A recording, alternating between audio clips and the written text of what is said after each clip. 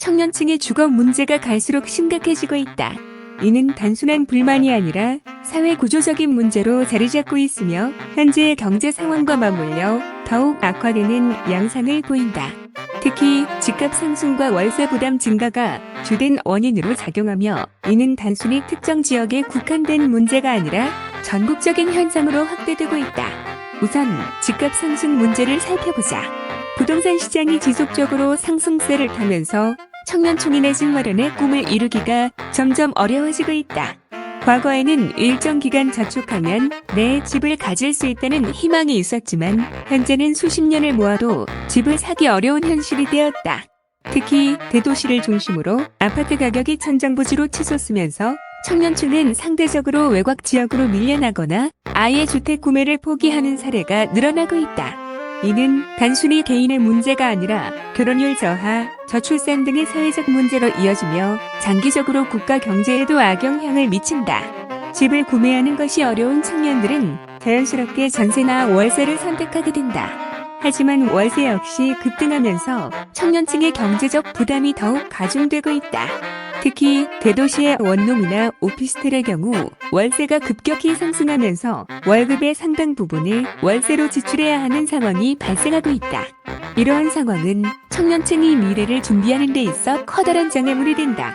저축은커녕 생활비를 감당하기도 벅찬 상황에서 재테크나 자산 형성은 요원한 일이 되어버렸다. 결국 청년층은 점점 더 경제적으로 불안정한 상태에 놓이게 되며 이는 사회 전반적인 불안정성을 초래할 수밖에 없다. 이 문제를 해결하기 위해서는 정부와 민간의 적극적인 대책이 필요하다. 먼저 공공임대주택의 공급을 확대하는 것이 중요하다. 현재 일부 지역에서는 청년층을 위한 공공임대주택이 운영되고 있지만 공급량이 턱없이 부족해 실질적인 효과를 보지 못하고 있다. 보다 많은 청년들이 안정적으로 거주할 수 있도록 공공임대주택을 확대하고 이를 보다 합리적인 가격에 제공하는 것이 필요하다. 또한 청년층이 부담 없이 거주할 수 있는 다양한 주거 형태를 개발하는 것도 중요한 해결책이 될 수 있다. 예를 들어 쉐어하우스나 코리빙, 시어리빙 형태의 주거 공간을 활성화하면 청년층의 경제적 부담을 줄이면서도 사회적 교류를 촉진할 수 있는 장점이 있다. 또한 청년층의 주거비 부담을 줄일 수 있도록 다양한 금융 지원 정책도 필요하다. 현재 일부 지자체에서는 청년 주거 지원금을 제공하고 있지만 여전히 지원 대상과 금액이 제한적이어서 실질적인 혜택을 받지 못하는 경우가 많다. 따라서 지원 대상을 확대하고 보다 실질적인 금액을 지원함으로써 청년층이 경제적 부담을 덜 수 있도록 해야 한다. 또한 청년층이 주택을 구매할 수 있도록 저금리 대출 상품을 확대하고 대출 조건을 완화하는 등의 금융정책도 함께 시행되어야 한다.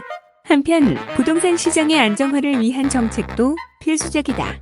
집값 상승의 주요 원인 중 하나는 투기 세력의 개입이다. 따라서 투기 수요를 억제하고 실수요자를 위한 주택 공급을 확대하는 정책이 필요하다.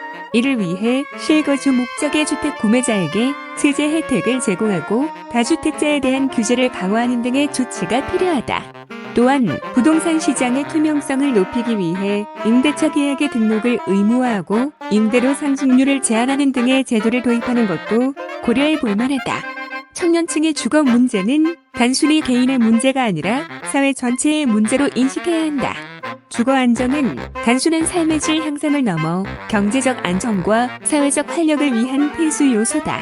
청년들이 안정적인 주거 환경에서 미래를 준비할 수 있어야 사회 전체가 지속 가능하게 발전할 수 있다.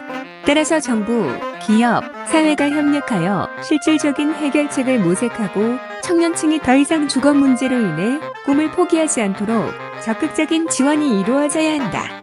그래야만 청년들이 희망을 가지고 살아갈 수 있는 사회가 될 것이다.